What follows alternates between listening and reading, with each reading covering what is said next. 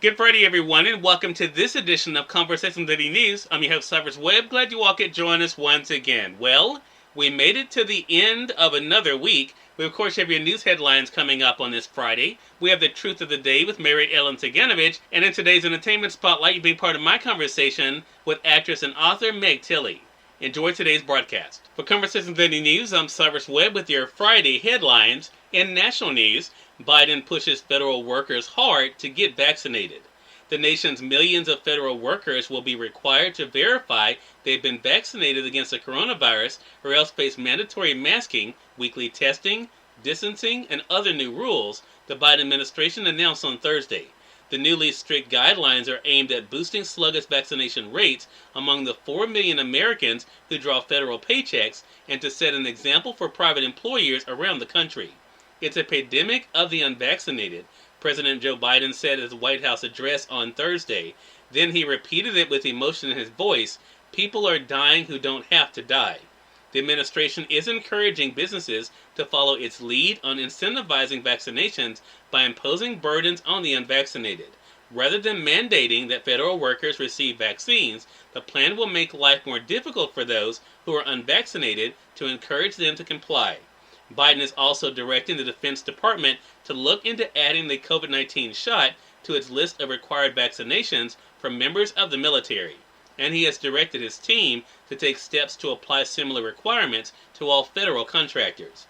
Biden is also encouraging state and local governments to use funds provided by the coronavirus relief package to incentivize vaccinations by offering $100 to individuals who get the shots. And he's announcing that small and medium-sized businesses will receive reimbursements if they offer employees time off to get family members vaccinated. Biden's move for the federal government, by far the nation's largest employer, comes in the face of surging coronavirus rates driven by pockets of vaccine resistance and the more infectious Delta variant. A number of major corporations and some local governments are ordering new requirements on their own, but the administration feels much more is needed. However, pushback is certain. The action puts Biden squarely in the center of a fierce political debate surrounding the government's ability to compel Americans to follow public health guidelines. The move could work because evidence shows workers would rather get the vaccine than deal with burdens they consider onerous on the job. About 60% of American adults have been fully vaccinated. Biden had set a July 4th goal to get at least one shot in 70% of adults, and it's still not quite there. The latest figure is 69.3.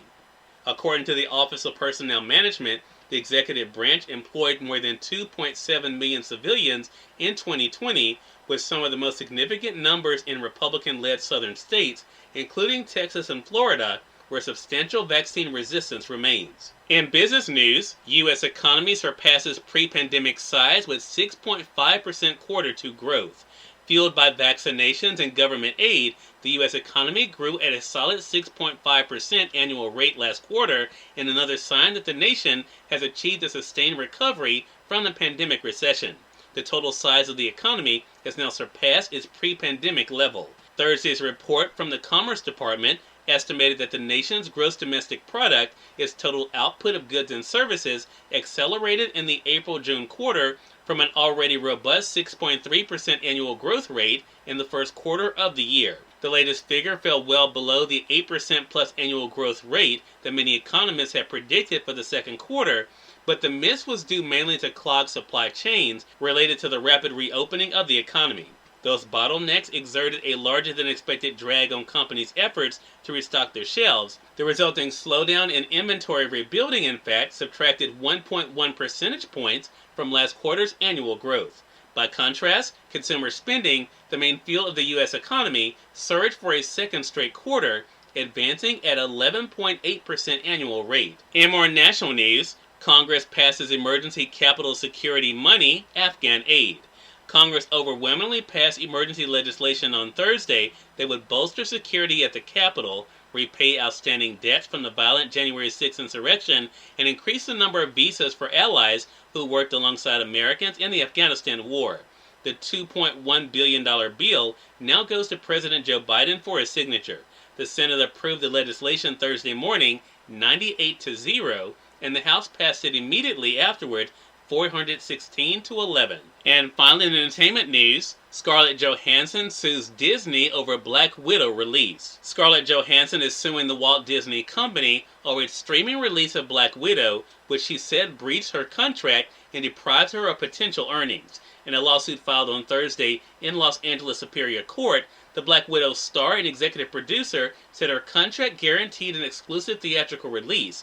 The Wall Street Journal first reported the news of the lawsuit. Cyrus Webb, Conversations Daily News. It's now time for the Truth of the Day with Mary Ellen Ciganovich. Mary Ellen, it's all yours. Hi, this is Mary Ellen with your Truth of the Day. Remain relaxed and calm. Release the temptation to engage in conflict with those who have differing beliefs or opinions. Learn to see such conflicts as opportunities for you to let go of trying to convince others of your beliefs. Detach yourself from any struggle while you focus on staying centered and calm. Complete this exercise anytime you feel others are trying to unduly influence you. When you are able to reconnect with whomever you had a conflict with, find neutral ground to establish a productive friendship. If this is not a possibility, you may have to just let go. Today, avoid conflict by detaching from your emotional responses. And enjoy the day. Actress and author Meg Tilly is featured in today's Entertainment Spotlight. We're here on Conversations Daily News. For Conversations Daily News, I'm Cyrus Webb with the Entertainment Spotlight. Actress and author Meg Tilly joined me recently on Conversations Live's radio show to talk about her literary journey and the brand new book, The Runaway Heiress. Here's a bit of our conversation. And let me just say this, Meg. I think for people who know you, of course, as an actress, I mean, you're being able to now tell these stories, I think, has definitely gotten you, I think, not only your audience that know you from the screen, but now new audiences because of readers. What has that been like for you to have people to pick up these books and to kind of be kind of engrossed in the world you've created? It means everything to me. I think because for many years, growing up as a child, there were a lot of secrets, and so I had to be quiet. I had to do the family story of what my life was instead of the truth of it. And then as an actress, it's sort of like, then I was a ballet dancer, and that's a very silent sort of art form. You're just filling the music and the steps that somebody else gives you. And then as an actress, again, you're given the script and the character, and you dive into the character. And through discovering the characters, I discovered more about who I was by playing all these different people and living their lives for a period of time. But writing is, I've created it all. So I'm saying, instead of using somebody else's words as an actress to try to show or impart and share what I feel humanity is, as a writer, I get to do it, so I get to create this world, and in all of it, there's pieces of me in the characters, but it's just so fulfilling. And when a reader has read my books, like when you told me you read my book, I was just like, aw, and that you liked it, even better. Some of my books took, my first book took 4 years to write. My second one took 10. But, more and more like, okay, this is what I'm doing. Cyrus Webb, Conversations Daily News. We thank you all for tuning in to this edition of Conversations Daily News. We'll be back to you guys on Monday with more news, Truth of the Day with Mary Ellen Ciganovich, and of course your Entertainment Spotlight. Until then, I'm your host, Cyrus Webb, saying as always, enjoy your day, enjoy your life, enjoy your world.